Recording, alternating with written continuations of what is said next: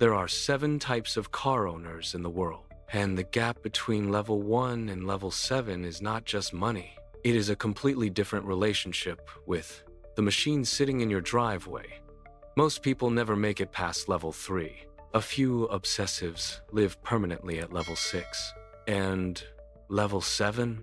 There are maybe a few thousand people on the entire planet who qualify. Let's find out where you are. Level 1 is where most people start, and honestly, where most people stay. The level 1 owner treats a car exactly like a refrigerator. It needs to be cold. It needs to hold food.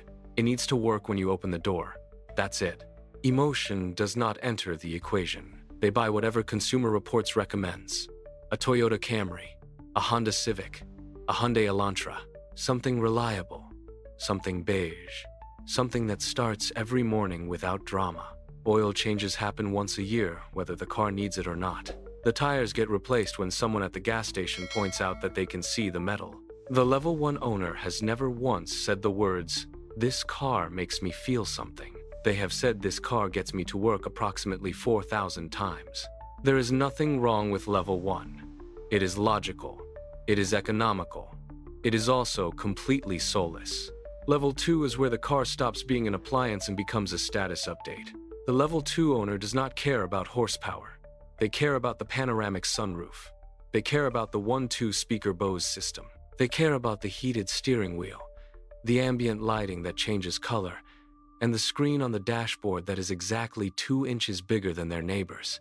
They lease every 3 years. New car, new features, new bragging rights. They walk into the dealership knowing exactly which package they want and how many months until they can trade up again. The level 2 owner is genuinely happy. And that is the thing about level 2. The happiness is real. It just has nothing to do with driving. Turn off the screens and the heated seats and the ambient purple glow, and they are immediately bored. Something happens at level 3. And once it happens, you can never go back. The level 3 owner took a drive. Maybe it was a mountain road on a summer trip. Maybe someone let them drive their sports car for 10 minutes. Maybe they just accidentally drove a manual transmission and felt the engine speak directly to their right hand for the first time. And suddenly, for reasons they cannot fully explain, they needed more. They start reading about horsepower, about torque curves, about the difference between understeer and oversteer. They watch every Top Gear episode ever made. They start to have opinions about whether a 2JZ is better than a B18. They cannot tell you who won the Super Bowl, but they can tell you exactly what modifications the Subaru STI received between 2004 and 2007. They buy a car that is slightly impractical. A hot hatch maybe. A used sports sedan with too many miles. A coupe that has no business being driven in winter, but they drive it in winter anyway. Level 4 owners look at a factory car and see a starting point. Not a finished product. A rough draft. Something the engineers got about 70% right before corporate told them to stop. The level 4 owner has a list. Coilovers first, then a cold air intake, then an exhaust that their neighbors have filed complaints about, then a tune, then wheels, then a body kit that took 4 months to research and 3 weekends to install. Their car is perpetually almost done. There is always one more mod, one more thing that will finally make it perfect. The car spends a meaningful percentage of its life on a lift in someone's garage with parts scattered across the concrete floor. The level 4 owner spends more on their car every year than they spent to buy it. They know this. They choose not to calculate the exact number. Their partner has calculated the exact number. But here is the thing about level 4. The car is an expression of personality now. Every choice, every part, every modification is a decision. And when they pull up to a car meet, people walk over. People look. That means something. Level 5 is where everything the level 4 owner thought they knew gets destroyed. Not challenged, not tested, destroyed.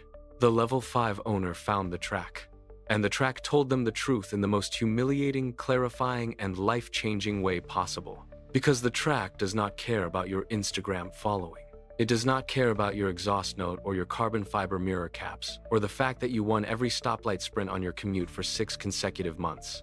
The track has one language, and that language is time.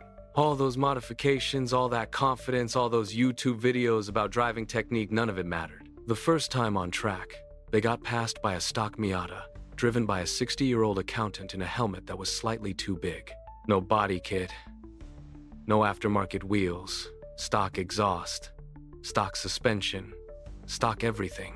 And that man walked away from his car at the end of the session, checked his lap time, nodded quietly to himself, and drove home in a minivan. And instead of quitting, the Level 5 owner got obsessed. That is the moment. That is the exact moment that separates the people who go back to street driving and tell a story about the track and the people who restructure their entire life around getting faster. Because getting passed by a stock Miata on a track does one of two things to a person. It either kills the dream completely, they decide the track is not for them and go back to YouTube videos, or it ignites something so deep and so irrational that no amount of money or time or physical pain will ever fully extinguish it. The Level 5 owner chose the fire. They got instruction. Real instruction. Not from a friend who is also fast. Not from a forum. Not from a simulator. From a driving coach who sat in the passenger seat and said nothing for 2 laps and then calmly explained that everything they were doing was wrong. The braking was too early and too soft. The turn-in was rushed. The throttle was applied 3 car lengths too soon. The hands were gripping the wheels so hard that they could not feel the feedback the car was trying to give them. They learned braking points, actual reference points on actual tracks, a specific crack in the asphalt, a painted number on the pit wall, a shadow line where the sun hits the corner differently at 3 p.m. than at noon. They learned trail braking, which sounds simple, gradually releasing the brakes as you turn in, and is one of the hardest physical skills in motorsport to execute consistently at the limit. They learn the racing line, which is not the shortest path through a corner. It is the fastest path, and those are 2 completely different things that took weeks to stop confusing. Level 6 is a different world entirely. Not a faster world, not a more skilled world. A different world with different rules, different language, and a different relationship with the automobile that most people, including most Level 5 drivers, will never fully understand. The Level 6 owner does not have a car. They have cars, plural, probably more than they can park under one roof.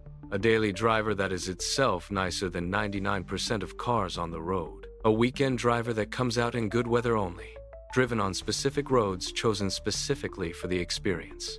A car that almost never gets driven because the insurance documentation alone takes 3 weeks to sort out, and the tires are original, and you do not put miles on original tires. They own cars the way other people own art. And that comparison is not casual, it is precise. Because the motivations are identical. Some of it is about investment, and the numbers are real. A 1,987 Ferrari F40 bought in 2005 for $400,000 is worth $1.8 million today. And the trajectory only moves in one direction. Some of it is about history owning the physical object that was present at the moment something important happened in automotive culture. And some of it is about owning the exact vehicle that changed everything. The car that redefined what was possible, and being one of the very few people on Earth who gets to walk up to it, run their hand along the fender, and say mine. The Level 6 owner knows provenance. This word provenance is the single most important word in the collector world, and if you do not understand it, you do not belong at Level 6 yet. Provenance is the complete documented history of a vehicle from the moment it left the factory to the present day. Every owner, every service record, every restoration, and crucially, every modification, and whether those modifications are reversible. A car without provenance is worth a fraction of the same car with full documentation. A car with questionable provenance gaps in the history, unverifiable ownership claims, service records that do not quite line up is worth almost nothing to a serious collector, regardless of its physical condition. They can tell you the production number of their 1,973 Porsche Carrera RS out of a total global build of 1,580 units. They can tell you the specific shade of Grand Prix white it left the factory in. because there were 2 whites available that year, and the difference matters. They can tell you which factory it left, which German dealer originally sold it, and every subsequent owner documented through title transfers across 4 countries over 50 years. They have the original window sticker. They have the original tool roll with every tool in the original position. They have a letter from the second owner describing the car's condition when purchased in 1979, and what, if anything, was done to it. They fly to auctions in different countries for a car they have never touched. They bid by phone from hotel rooms at 3 a.m. local time on vehicles they have assessed through a 200-point inspection report prepared by a specialist they flew in 2 weeks earlier. The commission on a single auction transaction can exceed the total purchase price of a Level 1 owner's last 3 cars. Level 7 is almost mythological. And I use that word deliberately, because mythology is how cultures explain things that exceed normal human capacity. Things that seem to operate by different rules. Things that most people can observe but never replicate. These are the people who do not just drive cars, or modify cars, or collect cars, or lap cars. They build cars. From scratch. From a mental image that exists first as an idea, then as a sketch on paper, then as a calculation, then as a physical object in the world that was not there before they decided it should be. Gordon Murray sketched the McLaren F1 on a flight. Not a rough concept, a detailed engineering vision, a central driving position because mathematically it was the correct place for the driver. A gold-lined engine bay because gold is the most effective material for heat reflection at that temperature and weight penalty. A BMW V12, producing 627 horsepower naturally aspirated because he refused to use forced induction on the grounds that it compromised throttle response. And that throttle response was non-negotiable. Every single decision in that car was a decision Murray could defend with physics. The result was the fastest production car in the world for 12 years. Not accidentally, not through iteration. Through one man's complete understanding of what a car needed to be. Carroll Shelby was dying. Literally dying a heart condition that would eventually kill him when he took an AC Ace body and dropped a Ford 5.8 into it and created the Cobra. The math said it should not work. The power-to-weight ratio was theoretically uncontrollable. Journalists drove it and described the experience as terrifying in a way that was not entirely complimentary.